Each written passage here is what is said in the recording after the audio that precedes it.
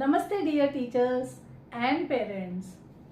सो हम सब जानते हैं कि सी का साउंड होता है क और के का भी साउंड होता है क, लेकिन हम ये नहीं जानते हैं कि सी का इस्तेमाल हमें कब करना चाहिए और के का इस्तेमाल हमें कब करना चाहिए। और यही रीज़न है कि ज़्यादातर बच्चे ये वाली स्पेलिंग में मिस्टेक कर बैठते हैं। सो आज की वीडियो में हम डिटेल में समझने वाले हैं कि सी का इस्तेमाल कब करें, के का इस्तेमाल कब करें, और जब भी किसी वर्ड के लास्ट में क साउंड आता है तो हम सी, के या फिर सी के दोनों का इस्तेमाल कब करें। सो अगर आप इस वीडियो पर नए आए हैं तो प्लीज चैनल को सब्सक्राइब कर लीजिए, बेल आइकन को भी हिट कर दीजिए सो दैट इसी तरह के लर्निंग वीडियोस हमेशा आपको पहुंचते रहे। मेरे वीडियोस हफ्ते में 3 दिन ट्यूसडे, थर्सडे और सैटरडे को अपलोड होते हैं और आपको बहुत सारा नॉलेज प्रोवाइड करते हैं। सो ज्यादा देर नहीं करते हुए चलिए वीडियो को शुरू करते हैं। सो हम में से ज्यादातर लोगों ने जो हमारी एज में है उन्होंने स्पेलिंग को रट रट करके इंग्लिश सीखा है, इसलिए हमें इस बात के लिए ज़्यादा प्रॉब्लम नहीं हुई कि सी का इस्तेमाल किया जाए या के का इस्तेमाल किया जाए, क्योंकि वैसे भी हमने स्पेलिंग को रट्टा ही मारा था।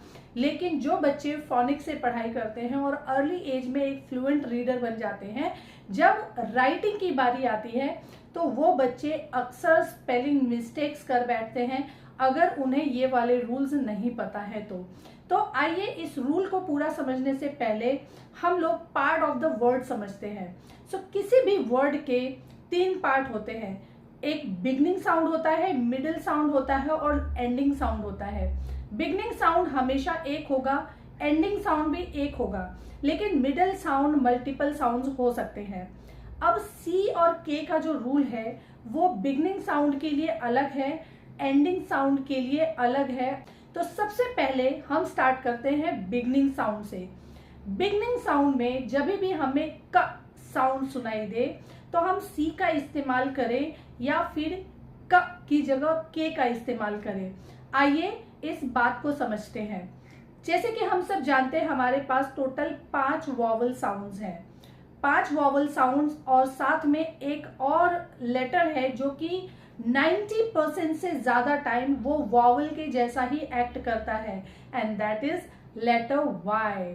सो वाई को भी हम लोग सपोर्टिंग वॉवल साउंड बोलते हैं। यानी कि अब हमारे पास टोटल 6 वॉवल साउंड्स हो गए, जिसमें से 3 वॉवल सी के साथ जाते हैं और 3 वॉवल के साथ जाते हैं।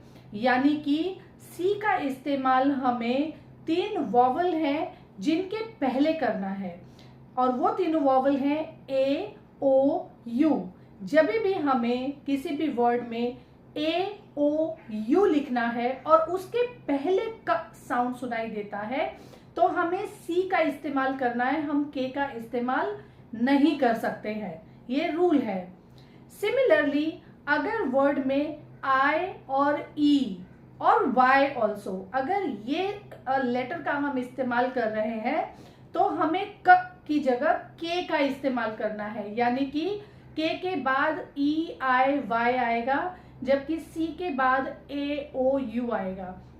सो ध्यान देने वाली बात ये है कि ये वाला जो रूल है ये लेटर के नेम के ऊपर वर्क करता है, लेटर साउंड के ऊपर वर्क नहीं करता है।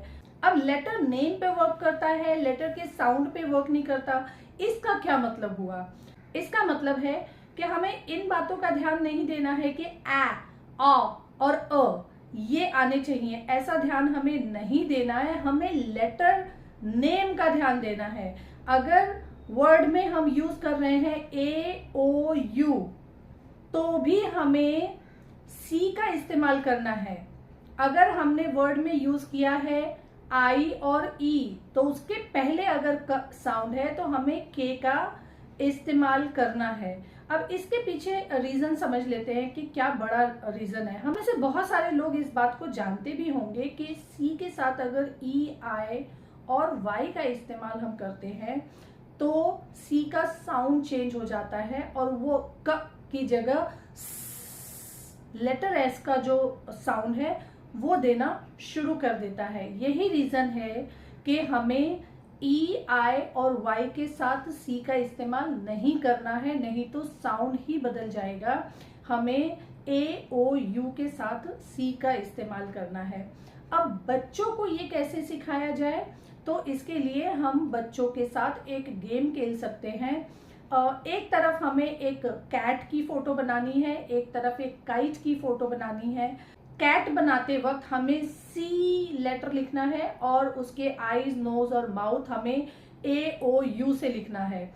सिमिलरली जब हम काइट बना रहे हैं तो हमें लेटर के भी ड्रॉ करना है उस काइट के बीच में, और ई, आई, वाई ये तीनों हमें लिख देना है। और उसके बाद ए, O, you, E, I, Y ये 6 के 6 लेटर्स हमें लाइन में लिखने हैं, और उसके बाद सी के साथ हमें इन 3 लेटर्स को मैच करवाना है, यानी कि ए, ओ, यू और ई, आई, वाई ये 3 लेटर हमें मैच कराना है लेटर के साथ। खैर आपको इतनी तकलीफ झेलने की जरूरत नहीं है, क्योंकि रेडी टू यूज वर्कशीट मैंने डिस्क्रिप्शन में डाल दी है, तो आप जाकर के वहां पे उस लिंक पे क्लिक कीजिए, अपना डिटेल्स फिल कीजिए और रेडी टू यूज वर्कशीट को डाउनलोड कर दीजिए। बच्चों को ये वाली स्टोरी सुनाइए कि C goes with A, O, U, K takes the other two. I repeat, C goes with A, O, U, K takes the other two. तो बिगनिंग साउंड में अगर क आता है तो हमें क्या करना चाहिए, ये हमने अच्छे से सीख लिया। आइए समझते हैं कि अगर मिडल में, वर्ड के बीच में अगर क साउंड आता है तो हम सी का इस्तेमाल करें या फिर के का इस्तेमाल करें। सो यहाँ पर भी सिमिलर कॉन्सेप्ट है। अगर क साउंड मिडल में आ रहा है जैसे कि स्कैन, तो एस के साथ सी लगाएंगे, सी के बाद हमें ए लिखना है। क्योंकि हमने ए लिखना है इसलिए हम के का इस्तेमाल नहीं करेंगे, रूल गोज द सेम। अगर स्किट लिखना है तो हमें एस के आई टी लिखना है, एस सी आई टी हम नहीं लिख सकते, क्योंकि हमारे पास लेटर आई के साथ लिखने के लिए सी है ही नहीं। ठीक है, सी के टीम में आई नहीं है, सी के टीम में सिर्फ ए, ओ, यू है, जबकि के टीम में ई, आई, वाई है। बस इतना सा कॉन्सेप्ट अगर हमने बच्चों को सिखा दिया तो वो बिगनिंग और मिडिल साउंड में तो एकदम आसानी से डिफरेंस समझ पाएंगे। लेकिन असली मुसीबत तो तब स्टार्ट होती है जब वर्ड के लास्ट में क साउंड आता है और बच्चे समझ नहीं पाते हैं कि हम के, ई का इस्तेमाल करें जैसे कि बाइक, लेक, या फिर सी के का इस्तेमाल करें जैसे कि डक, रॉक, या फिर सिर्फ के का इस्तेमाल करें जैसे कि मिल्क, बल्क, या फिर सिर्फ सी का इस्तेमाल करें जैसे कि क्लिनिक या पिकनिक। सो इतने एग्जाम्पल से आप खुद भी कंफ्यूज हो जाएंगे, वो तो बेचारे बच्चे हैं, है ना। लेकिन इस वीडियो के बाद आपकी सारी कंफ्यूजन दूर हो जाएगी, इसलिए वीडियो को बीच में स्किप मत कीजिएगा, लास्ट तक देखिए। सो सी के लगाएं या फिर सी लगाएं, इसका एक रूल है। सबसे पहले हम के और के ई का रूल समझ लेते हैं। के ई का बेसिकली हम इस्तेमाल तब करते हैं जब वर्ड मैजिक ई वाला वर्ड होता है, यानी कि उसमें जब लॉन्ग साउंड सुनाई देता है। जैसे कि वर्ड बाइक में हमें आई साउंड सुनाई दे रहा है और आई को आई बनाने वाला है लेटर ई, जो कि के बाद आया है, इसलिए हमने बाइक में के ई का इस्तेमाल किया है। सिमिलरली लेक, रेक, ये जो सारे वर्ड्स हैं वहां पर हमें के ई का इस्तेमाल करना होता है।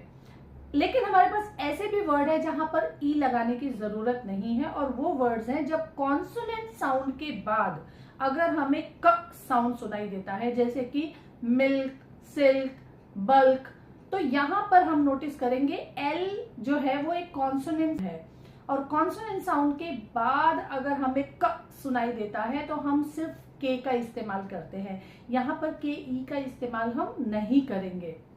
अब बात करते हैं कि सी के लिखे या फिर सी लिखे, इन दोनों में डिफरेंस समझने के लिए आइए समझते हैं सिलेबल टाइप्स को। सो किसी भी वर्ड को जब हम पीसेस में कट करते हैं, छोटे टुकड़ों में कट करते हैं तो उसे बोला जाता है सिलेबल। जब हम किसी वर्ड को सिलेबल में कट कर रहे हैं तो हमें एक बात का ध्यान रखना है कि सिलेबल के अंदर एक वॉवल साउंड का होना जरूरी है। This is the rule. अब अगर मैं बात करूं वर्ड बैक या रॉक की, तो यहां पर सिर्फ एक ही वॉवल साउंड है। बैक में वॉवल साउंड है ए और रॉक में वॉवल साउंड है ऑ, और ये दोनों ही शॉर्ट साउंड है। सो अगर शॉर्ट साउंड के बाद हमें क साउंड सुनाई देता है, शॉर्ट साउंड के बाद, शॉर्ट वॉवल साउंड के बाद अगर हमें क साउंड सुनाई देता है तो हमें सी के दोनों का इस्तेमाल करना है। सिर्फ सी नहीं लगा सकते हम, सिर्फ के नहीं लगा सकते। लेकिन इसमें एक और रूल हिडन है। वो जो वर्ड है वो सिंगल सिलेबल वर्ड होना चाहिए, यानी कि इन वर्ड्स के अंदर दो वॉवल साउंड नहीं होने चाहिए। एक ही वॉवल साउंड चाहिए और शॉर्ट साउंड होना चाहिए। तब हमें इस्तेमाल करना है c and k, both, as in back, neck, pick, rock, duck, and there are multiple words in this category.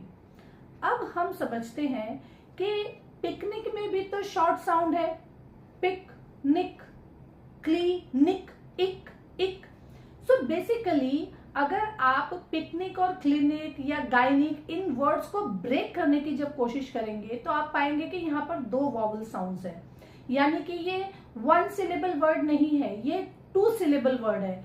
So to and above, दो या दो से अधिक सिलेबल अगर उस वर्ड में है तो in spite of having short vowel sound, बेशक उसमें शॉर्ट वॉवल साउंड हो, हमें सी के का इस्तेमाल नहीं करना है। तो क्या हम के का इस्तेमाल करेंगे? नो, के का भी यूज नहीं करना है। We have to write only letter C, हमें सिर्फ लेटर सी लिखना है। सो बेसिकली ये वाले जो वर्ड है, इस पूरे वर्ड लिस्ट के अंदर आपको इक, इक, इक ऐसा साउंड ज्यादा सुनाई देगा। सो अगर आप इस तरह की वर्ड लिस्ट चाहते हैं तो एक काम कर सकते हैं कि नीचे डिस्क्रिप्शन में मैंने एक लिंक दी हुई है, उस लिंक पे क्लिक कीजिए, मेरे वेबसाइट पे जाइए, वहां पर आपको सीके रूल बिगनिंग साउंड, जिसको हम कैट एंड काइट रूल बोलते हैं, so cat and kite rule की वर्कशीट मिल जाएगी। डिटेल फिल कीजिए और वर्कशीट अपने लिए डाउनलोड कर दीजिए। बच्चे को स्टोरी सुनाइए, वो वाली वर्कशीट उनको दीजिए और उनको सॉल्व करने दीजिए। एकदम आसान तरीका है इसको सीखने का। सेकेंड जो तरीका है वो है कि आप wordwall.net, ये मेरा एक फेवरेट वेबसाइट है, इस वेबसाइट का इस्तेमाल लाइव वर्कशीट्स निकाल करके और बच्चों को हम अपनी क्लासेस में देते हैं। तो आप चाहे तो wordwall.net पे जाके कैट एंड काइट रूल अगर ये टाइप करेंगे तो आपको इस तरह की और भी लाइव वर्कशीट्स आ जाएंगी, जिसके असाइनमेंट्स क्रिएट करके आप अपने बच्चों को दे सकते हैं और कंपटीशन भी क्रिएट कर सकते हैं। साथ में अगर आपको स्पेलिंग रूल्स के दूसरे भी वर्कशीट्स चाहिए, जैसे कि इक के सारे वर्ड्स चाहिए, या फिर आप चाहते हैं कि ये रूल पूरा अच्छे से समझ में आए। देखो, कॉन्सेप्ट तो हमें पता चल जाता है, हमें क्या नहीं पता है कि बच्चों को ये कॉन्सेप्ट कैसे बताया जाए।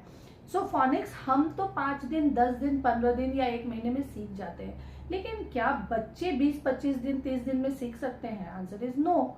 हमारे लिए समझना इन चीजों को फिर भी आसान है, लेकिन बच्चों को कैसे समझाया जाए, उनको कौन सी स्टोरी बताई जाए, कौन सा गेम खिलाया जाए, कौन सी वर्कशीट दी जाए, और ये जो कॉन्सेप्ट है इसको किस तरह से बच्चों के दिमाग में डाले, ये सब कुछ मैं सिखाती हूँ अपने लाइव वर्कशॉप में।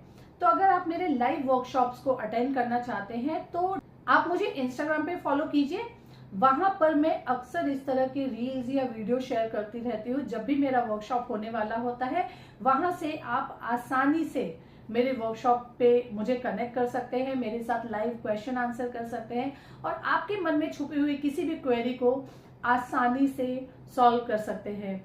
आई होप कि सी और के का जो कंफ्यूजन था आपके दिमाग में, वो मैंने पूरा अच्छे से समझा दिया है। अगर आपको कोई भी इससे रिलेटेड या स्पेलिंग रूल से रिलेटेड या फिर सीके से रिलेटेड अगर आपको और क्लेरिफिकेशन के साथ वीडियो चाहिए या फिर आपको ये कॉन्सेप्ट नहीं समझ में आया तो प्लीज कमेंट बॉक्स में लिख दीजिए। वीडियो अगर अच्छा लगे तो लाइक कर दीजिए। अपने जैसे टीचर्स और पेरेंट्स को जिनके छोटे बच्चे हैं या टीचर्स जो छोटे बच्चों को पढ़ाते हैं उनको ये वीडियो जरूर शेयर कर दीजिएगा। नेक्स्ट वीडियो में एक नए टॉपिक के साथ मिलते हैं। नमस्कार।